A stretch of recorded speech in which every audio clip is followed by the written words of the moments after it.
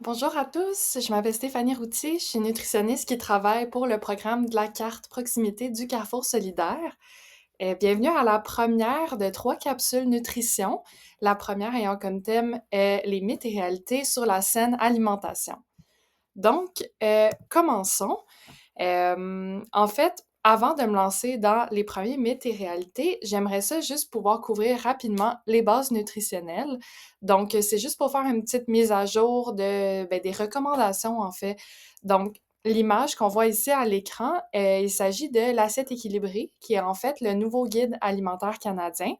Donc, avant, on se rappelle que c'était surtout des portions. Alors là, on parle plus en proportions. Donc, les recommandations, ce qu'on veut, c'est manger des légumes et des fruits en abondance. Donc, en général, quand on a une assiette devant nous, on aimerait que la moitié, à peu près, ça soit des fruits ou des légumes. Ensuite, on aimerait que le quart, ça soit des aliments protéinés. Et finalement, l'autre quart, des aliments agrémentés. Euh, on voit aussi dans l'assiette qu'il y a énormément de couleurs, énormément d'aliments variés. Puis ça, en fait, c'est un peu pour démontrer l'importance de la diversité. Euh, donc, chaque aliment apporte des nutriments spécifiques. Donc, quand on mange varié, ben on s'assure de faire le plein en vitamines, en minéraux, et donc finalement de manquer de rien. Donc, manger varié, c'est certain, c'est le mélange de saveurs, de textures aussi pour le plaisir des repas. Donc, c'est un gagnant-gagnant. Donc voilà, je voulais juste faire un petit survol là, des recommandations. Donc maintenant, on part tout le monde aux mêmes bases. Donc je commence avec mon premier mythe ou réalité.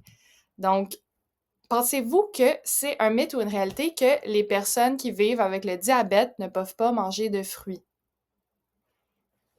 Donc, en fait, c'est un mythe. Ce qu'il faut savoir, c'est que vraiment tous les fruits, sans aucune exception, peuvent être consommés par une personne diabétique. Oui, les fruits contiennent du sucre, mais ils sont aussi tellement riches en fibres que finalement, ça va pas faire augmenter le taux de sucre dans le sang de façon drastique, pas comme si c'était des bonbons, par exemple, ou du sucre concentré. Donc, de quoi aussi qu'on veut savoir, c'est que euh, les fruits, ils n'ont pas tous le même impact sur le taux de sucre dans le sang. Fait en général, c'est quand même recommandé de répartir sa consommation relativement de façon égale dans la journée. Donc, comme on peut voir sur le graphique ici, disons que le matin, on était pour manger 4 portions de fruits, ben là, même s'il y a des fibres, à un certain point, la quantité de sucre serait quand même élevée, donc ça pourrait faire un pic dans le taux de sucre dans le sang, versus que si on se dit, par exemple, bon, ben moi, je mange une portion de fruits à chaque repas, puis disons une en collation le soir, ben à ce moment-là, notre taux de sucre dans le sang va tout simplement osciller de façon plus stable dans la journée. Puis juste pour vous donner un petit peu un exemple, ben même pour une personne diabétique, fait que c'est juste les recommandations en général, ben on recommande à peu près une consommation de 2 à 4 portions de fruits par jour. Donc, même chez les gens diabétiques, il n'y a pas de problème. Mon autre question pour le diabète, mon petit mythe et réalité. Il faut éviter les 3 P, donc pain, pâtes, patates, parce qu'ils font engraisser et ne sont pas bons pour la santé. Donc, il s'agit d'un mythe, encore une fois. Alors, le pain, les pâtes, les patates, ils font partie des féculents qui, eux, font partie de la grande famille des glucides. Fait que c'est une famille qui contient aussi les légumes, les fruits, les produits céréaliers, les légumineuses, les noix, les graines. Ces aliments, c'est vraiment des très, très bonnes sources d'énergie. Quand ils sont choisis dans leur version qui sont moins transformées, ils apportent des vitamines, des minéraux, mais surtout de l'énergie. En fait, notre cerveau, notre corps, il carbure littéralement aux glucides. Donc, si on était pour couper une très grande partie des glucides, ce qui est en fait pain, pâtes et patates, ben, il pourrait avoir finalement un manque de fibres, un manque de vitamines, minéraux et d'énergie, en fait. Mais c'est vrai que chez les diabétiques, on veut quand même penser à certaines choses. On veut pas nécessairement prendre n'importe quelle. Fait que, de un peu comme les fruits qu'on vient de voir, on veut répartir les glucides de façon relativement uniforme dans la journée pour éviter d'avoir des pics dans le taux de sucre dans notre sang. Hem, de 2, on va essayer de favoriser les grains qui sont entiers parce que c'est eux qui contiennent le plus de fibres. Et finalement, ben, on veut viser à peu près la répartition de l'assiette équilibrée, donc à peu près le quart de l'assiette qu'on veut que occupent nos produits céréaliers, nos féculents. Donc voilà. On passe maintenant à la catégorie d'hypertension. Donc, pensez-vous que c'est un mythe ou une réalité que le sel dans notre alimentation provient principalement de la salière? C'est un mythe, encore une fois. Donc, je vous montre ça. La provenance du sel dans l'alimentation. Fait que le 3/4 de l'apport en sel, en fait, il provient des aliments transformés. Donc, pour réduire notre apport en sel en général, ben la clé, c'est surtout de cuisiner le plus possible parce qu'on voit que même la salière, fait que ça, ce que je veux dire par la salière, c'est ce qu'on rajoute, par exemple, dans l'assiette, en cuisinant, ce que nous-mêmes, on rajoute. Ben, on voit qu'en général, c'est pas tant ça qui influence la quantité de sel dans une journée. Fait que si on est pour acheter des aliments qui sont transformés, ben c'est vraiment important de valider l'étiquette de valeur nutritive pour éviter les apports qui sont trop élevés. Parce que en général, la plupart des Canadiens consomment trop de sel. Fait que c'est quand même quelque chose qu'on veut porter attention, même si on ne fait pas activement de l'hypertension. Donc, encore une fois, dans l'hypertension, pensez-vous que c'est mythe ou réalité que tous les types de sel, donc sel de mer, sel de l'Himalaya, fleur de sel et compagnie, sont égaux au niveau nutritionnel?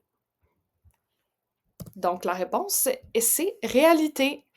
Fait que ce qu'il faut savoir, c'est que tous les sels, ils ont environ la même teneur en sodium que le sel de table. Fait que une cuillère à thé, en général, ça va donner la même quantité de sodium, peu importe le sel qu'on a utilisé. Les différences, c'est surtout au niveau du goût, de la texture, du procédé de fabrication.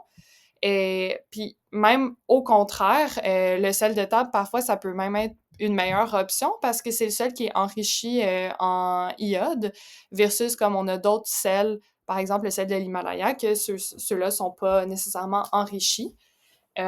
Parfois, j'entends parler que, par exemple, il y a certains sels qui contiennent plus de d'autres minéraux et, par exemple, contiendraient plus de potassium ou peu importe, mais ce qu'il faut savoir, c'est qu'aux quantités qu'on utilise, ça va jamais réellement faire une différence sur la santé. Donc, tu sais, il faut se rappeler que du sel, c'est du sel. On devrait l'utiliser avec parcimonie, même si c'est un sel qui est comme plus dispendieux ou qui est plus beau, comme le beau sel rose d'Himalaya. Du sel, c'est du sel.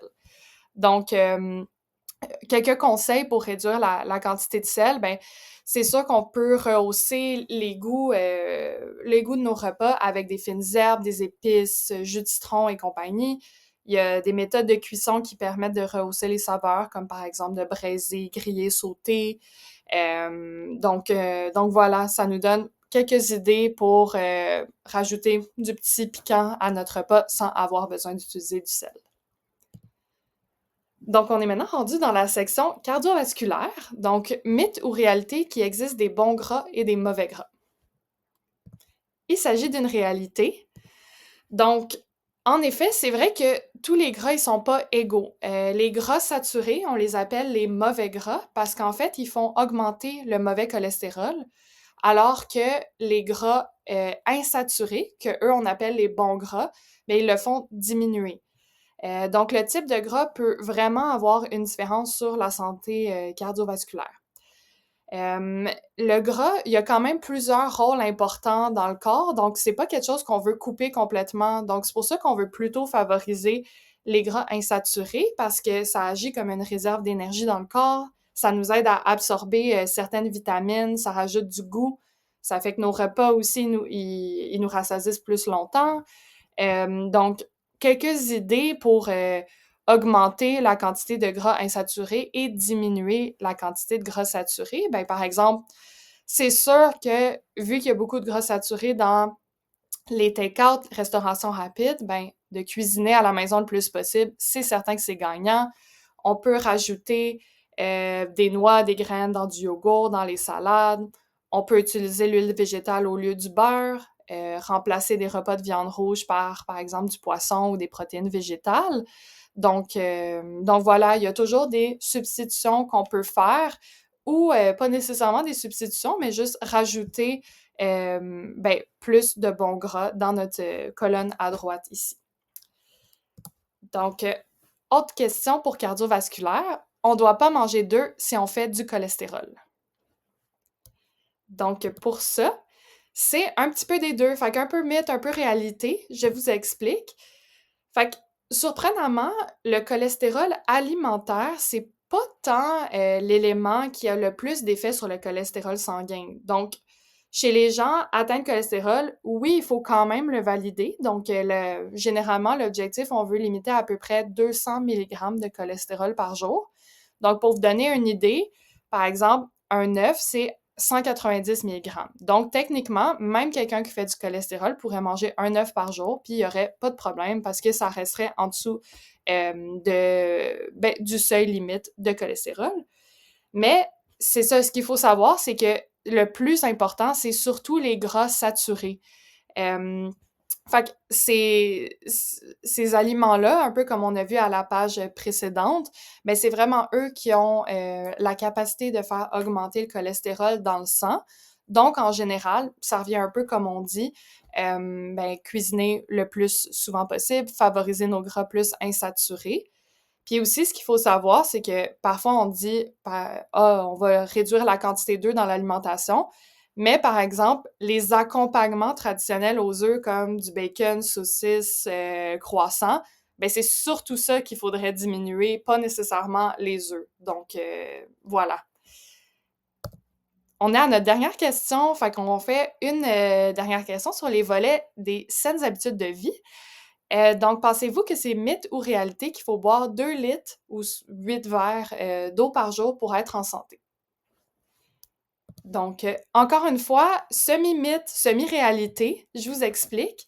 La quantité de fluide qu'on a besoin, ça varie énormément d'une personne à l'autre, mais aussi d'une journée à l'autre au sein de la même personne. Tu sais, par exemple, une journée qu'on va faire beaucoup de sport ou une journée qui fait très chaud, ben on s'entend que la quantité d'eau qu'on a besoin de boire est beaucoup plus élevée. Puis au contraire, par exemple, ici, j'ai noté la condition de santé peut affecter, mais il y a des personnes que au contraire, ils ont besoin d'avoir une limite de liquide dans une journée, comme par exemple des gens qui ont des problèmes cardiaques. Donc, c'est ça, ça change vraiment d'une personne à l'autre selon le contexte. Mais pourquoi il y a une partie de vérité là-dedans, c'est que ici à droite, j'ai mis les besoins approximatifs. Fait que c'est vrai que ça tourne à peu près autour de 2 litres par jour. Les hommes, les besoins sont plus élevés que les femmes.